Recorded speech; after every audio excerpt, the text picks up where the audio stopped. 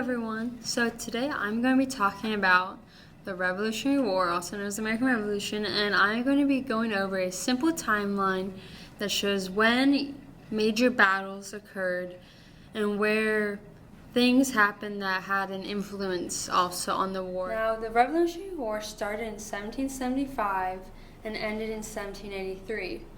First, we should talk about events leading up to the war.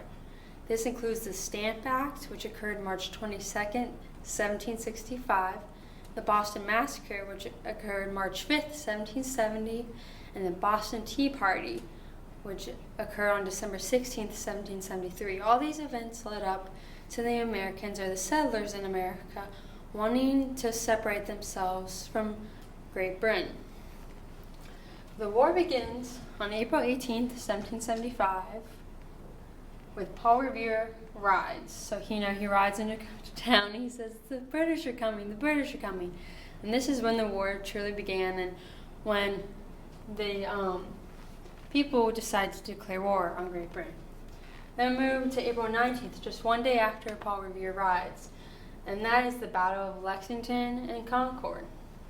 And then June 16th, a couple months later, these are just the major events and the major battles. But you have the Battle of Bunker Hill, and then we move into 1776. And then on July 4th, the Declaration of Independence was adopted, which is a misconception because people don't really realize that the Declaration of Independence was adopted during the war. Not after, not before, but kind of in the middle of it. They decided, we're going to write up this Declaration of Independence, declaring independence from Great Britain. December 25th, George Washington crosses the Delaware, and then we move into 1777, and on June 14th, America chooses the flag that they wanted. And the first flag,